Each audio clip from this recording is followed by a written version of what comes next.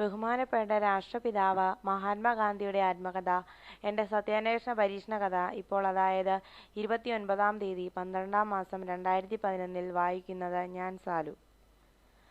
കണക്കുകളുടെ അഭാവത്തിൽ സത്യത്തെ അതിൻ്റെ കളങ്കമില്ലാത്ത പരിശുദ്ധിയോടെ നിലനിർത്താൻ സാധ്യമല്ല.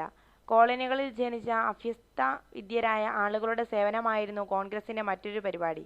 കോൺഗ്രസിൻ്റെ ആഭിമുഖ്യത്തിൽ colonial born Indian educational association സ്ഥാപിക്കപ്പെട്ടു.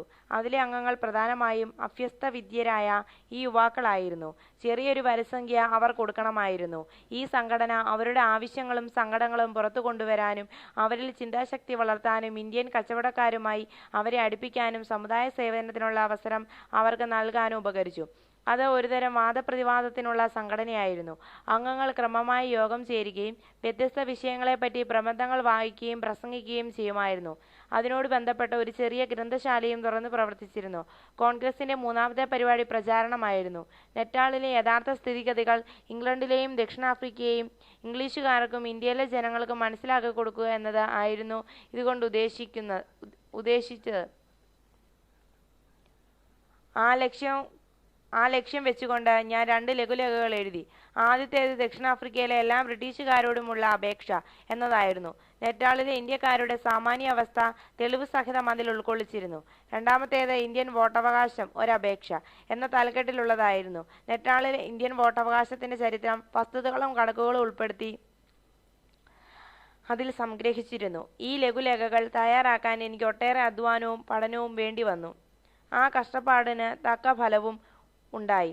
അവ വ്യാപകമായി വിതരണം ചെയ്യപ്പെട്ടു.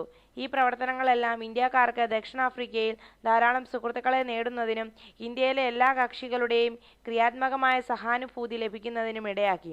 ദക്ഷിണാഫ്രിക്കയിലെ ഇന്ത്യക്കാരുടെ മുമ്പിൽ സുനിശ്ചിതമായ ഒരു പ്രവർത്തന പദം അത് തുറന്നു കൊടുക്കുകയും ചെയ്തു.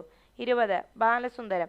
ഹൃദയത്തിൻ്റെ അചഞ്ചലവും ശുദ്ധവുമായ ആഗ്രഹം എക്കാലവും നിറവേറും. എൻ്റെ തന്നെ അനുഭവത്തിൽ ഈ തത്വം തെളിയിക്കപ്പെട്ടു കണ്ടിട്ടുണ്ട്. പാവങ്ങളുടെ സേവനമാണ് എൻ്റെ ഹൃദയാഭിലാഷം. അതെന്നെ എപ്പോഴും പാവങ്ങളുടെ ഇടയിൽ എത്തിക്കുകയും അവരിലൊരാളായി മാറാൻ പ്രാപ്തനാക്കുകയും ചെയ്തിട്ടുണ്ട്. നെറ്റാൾ ഇന്ത്യൻ കോൺഗ്രസിൻ്റെ അംഗങ്ങളിൽ കോളനിയിൽ പിറന്ന ഇന്ത്യക്കാരും ഗുമസ്തന്മാരും ഉൾപ്പെട്ടെങ്കിലും അവിദഗ്ധ കൂലിപ്പണിക്കാർ, അതായത് കരാർ ജോലിക്കാർ, അപ്പോഴും അതിർത്തിക്ക് പുറത്തായിരുന്നു. കോൺഗ്രസ് അവരുടേതായി ഇനിയും മാറിയിരുന്നില്ല. വരിസംഖ്യ അടച്ച് അംഗത്വം എടുത്ത് അതിന് ഭാഗമാകാൻ അവർക്ക് സാധിക്കുമായിരുന്നില്ല. അവർക്ക് സേവനം ചെയ്യുന്നതിലൂടെ മാത്രമേ കോൺഗ്രസിന് അവരുടെ സ്നേഹം നേടാൻ കഴിയുമായിരുന്നുള്ളൂ. കോൺഗ്രസോ ഞാനോ യഥാർത്ഥത്തിൽ സേവനത്തിനു സന്നദ്ധരാകും മുമ്പേ അതിനു പറ്റിയ ഒരവസരം സ്വയം സംജാതമായി. ഞാൻ പ്രാക്ടീസ് ചെയ്യാൻ തുടങ്ങിയിട്ട് കഷ്ടിച്ച് 3-4 മാസമായി കാണും. കോൺഗ്രസും അതിൻ്റെ ശൈശവദശയിലായിരുന്നു. ആ ഘട്ടത്തിലാണ് ഒരു തമിഴൻ വിറച്ചും കരഞ്ഞും കൊണ്ട് എൻ്റെ മുമ്പിൽ വന്നു നിന്നത്. അയാളുടെ വസ്ത്രങ്ങൾ കീറിപ്പറഞ്ഞിരുന്നു. അയാൾ തലയെക്കെട്ടെടുത്തു കയ്യിൽ പിടിച്ചിരുന്നു. അയാളുടെ മുൻവശത്തെ 2 പല്ലുകൾ തകർന്നു. വായിൽ നിന്ന് രക്തമൊലിച്ചിരുന്നു. അയാളുടെ യജമാനൻ അയാളെ വല്ലാതെ തല്ലി തകർത്തിരുന്നു. നിങ്ങൾ ഇപ്പോൾ കേട്ട ഓഡിയോ ഇഷ്ടപ്പെട്ടെങ്കിൽ ഇതുപോലുള്ള മറ്റ് വിവരങ്ങൾ കേൾക്കാൻ സെർച്ച് ചെയ്യൂ. യൂട്യൂബിൽ നെജു ഭാരതം എന്ന NEJUBHARATHAM